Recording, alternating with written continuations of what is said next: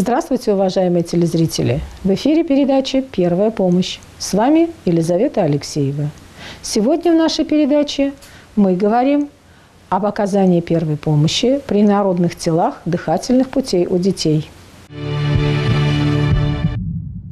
Строение дыхательных путей у человека следующее. При входе воздух попадает в носовые ходы, затем в носоглотку и ротоглотку. Здесь дыхательная система перекрещивается с пищеварительной. Затем воздух попадает в гортань. В гортани воздух проходит через голосовые связки, попадая в трахею. Здесь первая особенность. В подсвязочном пространстве у ребенка до 3-5 лет сильно выражена лимфоидная ткань, которая имеет склонность к отеку. Именно это приводит к развитию ложного крупа при вирусных инфекциях. И при попадании инородных тел в эту область также очень быстро развивается отек подсвязочного пространства, суживающий дыхательные пути. На уровне 4-5 грудных позвонков трахея делится на два главных бронха – правый и левый, по которым воздух идет соответственно в правое и левое легкое. Здесь вторая особенность. Правый главный бронх является как бы продолжением трахеи, отходя вбок под углом в 25-30 градусов, в то время как левый отходит под углом в 45-60 градусов. Именно поэтому чаще всего инородные тела дыхательных путей попадают в правый главный бронх. Правый главный бронх делится на 3 бронха – верхний, средний и нижний долевой бронхи. Левый главный бронх делится на 2 бронха – верхний и нижний долевой. Инородные тела могут попасть куда угодно, но из всех случаев чаще всего они оказываются в правом нижнедолевом бронхе. Чаще всего, примерно в 95-98% всех случаев, инородные тела дыхательных путей встречаются у детей в возрасте от 1,5 до 3 лет. Именно в этом возрасте ребенок активно, сознательно начинает познавать окружающий мир. И именно в этом возрасте ребенок тянет в рот все, что попало. Этот возраст еще характерен тем, что ребенок учится правильно жевать и глотать твердую пищу. И не сразу у него все получается. Поэтому именно в этом возрасте максимальна опасность попадания мелких предметов в дыхательные пути. Плохо еще и то, что ребенок не всегда может сказать, что именно с ним произошло. И иногда инородные тела в дыхательных путях выявляются слишком поздно. По механизму обструкции дыхательных путей инородные тела различаются на следующие группы. Необтурирующий просвет, то есть воздух свободно проходит мимо инородного тела на вдохе и выдохе. Полностью обтурирующий просвет, воздух не проходит вообще. Обтурирующий просвет по типу клапана. На вдохе воздух проходит мимо инородного тела в легкое, а на выдохе инородное тело перекрывает просвет, препятствуя тем самым выходу воздуха из легкого. По фиксации инородные тела подразделяются на фиксированные. Такие инородные тела прочно сидят в просвете бронха, и они практически не смещаются при дыхании. Баллотирующие инородные тела, они не фиксированы в просвете и при дыхании могут перемещаться из одних отделов дыхательной системы в другие. По локализации самое опасное место – это гортань и трахея. Инородные тела в этой области могут полностью перекрыть доступ воздуха. Если не оказать немедленную помощь, то смерть наступает за 1-2 минуты. Инородные тела в главных и долевых бронхах также очень опасны. Если они обтурируют просвет бронха по типу клапана, то развивается синдром внутригрудного напряжения, приводящий к очень опасным нарушениям дыхания и кровообращения. Инородные тела мелких бронхов могут вообще никак себя не проявлять в первое время. Они не вызывают выраженных дыхательных расстройств и никак не влияют на самочувствие ребенка. Но спустя некоторое время, дни, недели, а иногда и месяцы и годы, в этом месте развивается гнойный процесс, ведущий к осложнениям. Инородное тело может полностью или частично вызвать закупорку дыхательных путей. Признаки закупорки – это неэффективный кашель с затрудненным вдохом, свистящими хрипами на выдохе, участие вспомогательной мускулатуры и раздувание крыльев носа, синюшный оттенок кожи и слизистых оболочек. При инородных телах, фиксированных в трахее, состояние ребенка бывает очень тяжелым. Возникает внезапный кашель, дыхание учащено и затруднено, наблюдается втяжение уступчивых мест грудной клетки и выражена синюшность конечностей. Ребенок старается принять положение, при котором ему легче дышать. Голос обычно чистый. Большую опасность представляют инородные тела, фиксированные в области бифуркации трахеи. При дыхании они могут смещаться в ту или иную сторону и закрывать вход в основной бронх, вызывая его полную обтурацию с развитием ателектаза, то есть с падения легкого. Состояние ребенка в таком случае ухудшается, а одышка и цианоз нарастают.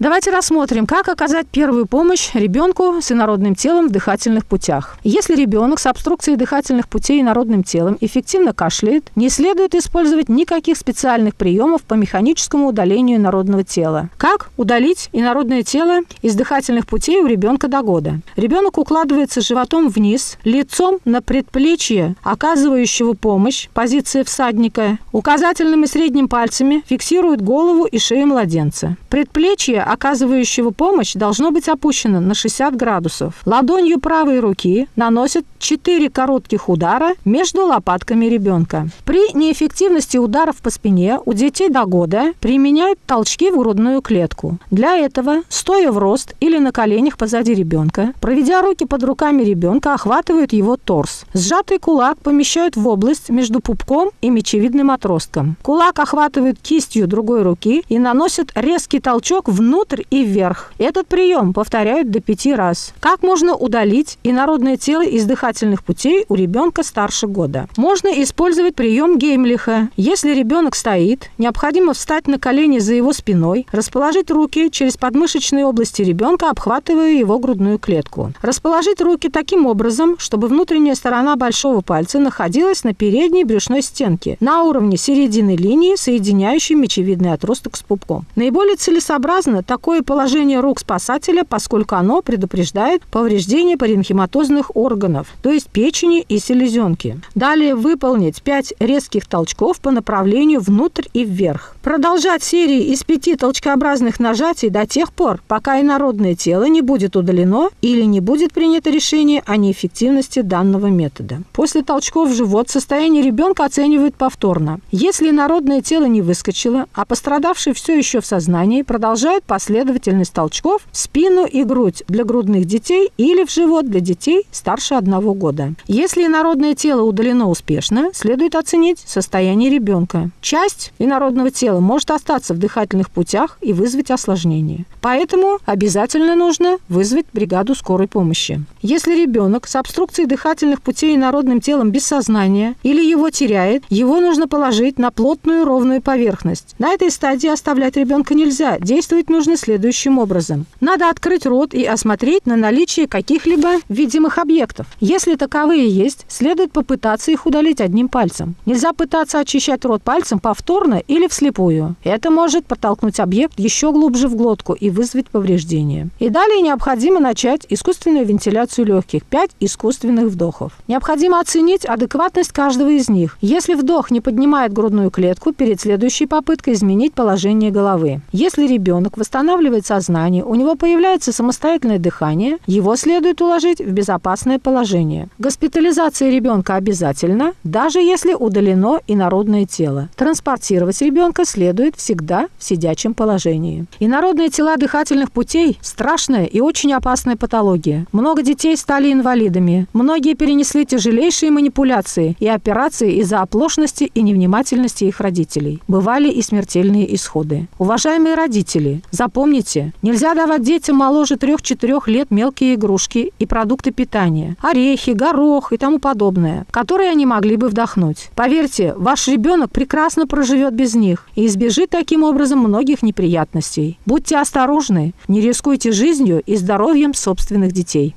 Наша передача подошла к концу. До свидания, берегите себя и своих близких.